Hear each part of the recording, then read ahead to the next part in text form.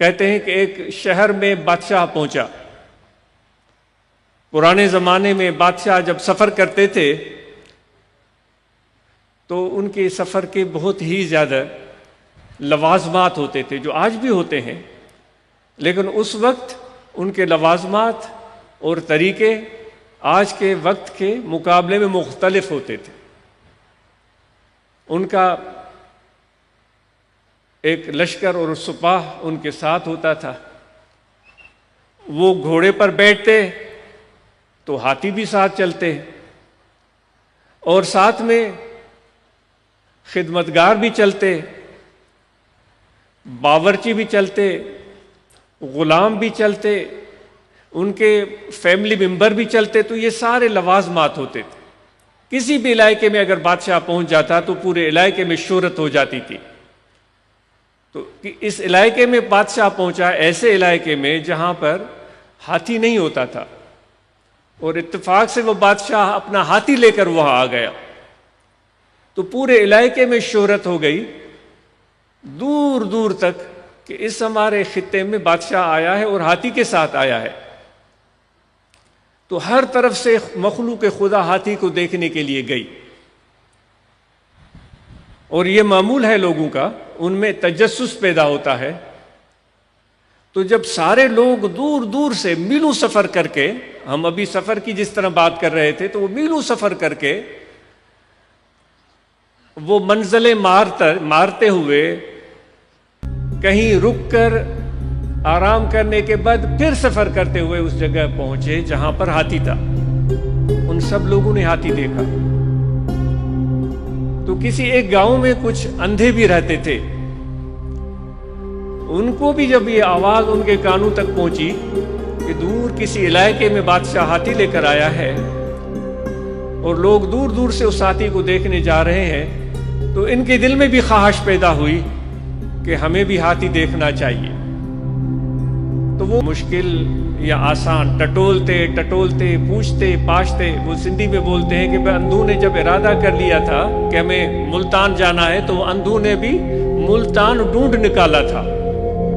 ایسے سمجھے سندھ سے گئے تھے ملتان، تو وہ بھی ہاتھی تک پہنچ گئے۔ انہوں نے اجازت مانگی، اس ہاتھی کو دیکھنا شروع کیا، اور چاروں نے ہاتھی کو دیکھا۔ کسی نے اس کی پیٹ پر ہاتھ رکھا، ہاتھ گھمایا، کسی نے اس کے سونڈ پر ہاتھ رکھا، اس پر ہاتھ گھمایا، کسی نے اس کی ٹانگ پر ہاتھ رکھا، اس پر ہاتھ گھمایا، کسی نے اس کے دم پر ہاتھ پکڑا۔ تو جب انہوں نے یہ ساری چیزیں دیکھ کر تسلی کی اور اپنے تئیں خوش ہوئے کہ ہم نے ہاتھی دیکھ لیا، تو گاؤں واپس چلے گئے۔ لوگ اکٹھے ہوئے اور انہوں نے ان اندھو سے پوچھا کہ آپ نے ہاتھی دیکھنے کا ارادہ کیا تھا، یہ ویڈیو پرسنل یوز کے لیے ہے، اور MTC ٹیوٹوریلز کے سبسکرائبرز ہی اس ویڈیو کو استعمال کر سکتے ہیں۔ ابھی سبسکرائب کریں MTC ٹیوٹوریلز۔ تو ان اندھو میں سے ایک نے کہا کہ ہاں میں نے ہاتھی کو اچھی طرح دیکھا ہے، میں نے بالکل اس کو پہچان لیا ہے۔ اس اندھے کا ہاتھ ہاتھی کے پیٹ پر پڑا تھا، تو اس نے اس کے پیٹ پر ہاتھ گھمایا تھا، تو وہ کہنے لگا کہ ہاتھی بالکل دیوار کی طرح ہوتا ہے۔ اور کسی دوسرے اندھے کو بھی موقع دیا گیا، وہ اٹھ کر کھڑا ہوا، اس نے اس ہاتھی کے ٹانگ پر ہاتھ پھیرا تھا، تو اس نے ان کو جواب دیا کہ ہاں میں نے ہاتھی دیکھا ہے اور میں نے ہاتھی کو جان لیا ہے۔ یہ غلط کہہ رہا ہے، ہاتھی کو میں جانتا ہوں، وہ ہاتھی بالکل ایک ستون کی طرح ہے۔ تیسرے سے پوچھا گیا تو اس نے اٹھ کر جواب دیا، اس کا ہاتھ ہاتھی کے دم پر پہنچا تھا۔ تو اس نے کہا کہ نہیں، ہاتھی بالکل رسی کی طرح ہے۔ کے بارے میں وہ نامکمل اور ادھوری تھی۔